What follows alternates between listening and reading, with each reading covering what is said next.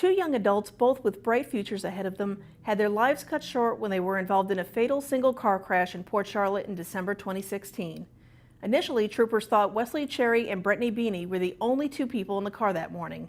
But an investigation has now led investigators in a whole new direction. Doing a more exhaustive investigation, we were able to determine that there was apparently more to the situation than what face value was initially.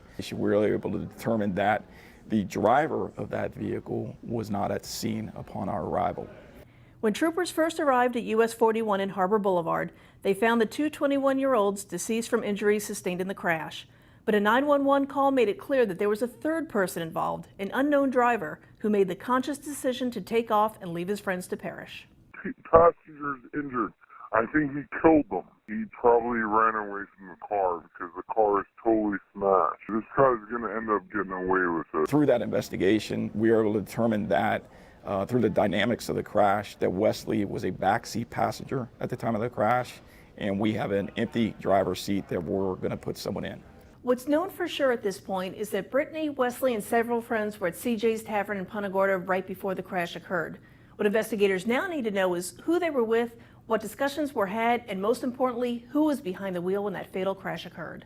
A witness described the fleeing driver as a black male between 20 and 30 years of age with balding or short hair. The rest of the information, troopers hope, will come from the public. We would like anyone and everyone that has any knowledge of whether it's relationships, seating positions, time of departure, direction of departure, anything specific, comments made, to come forward. There's potentially something that someone knows out there that would be absolutely crucial to our investigation.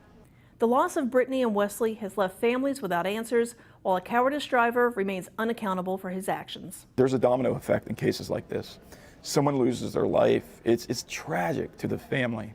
It's tragic to the community. It's tragic to the circle of friends. As a driver of a vehicle, you have an obligation to remain on scene. You have an obligation to immediately report. That person did not do either.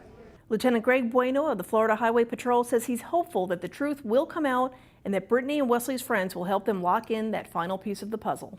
We want to uncover the truth, and we want to uncover the truth based on fact. And we want to hold people accountable if they violate Florida statute, and that's our goal. And we're going to continue to investigate this crash till we get to a point where we can determine who that driver is. That is our goal, and so that we can bring some resolution to the family.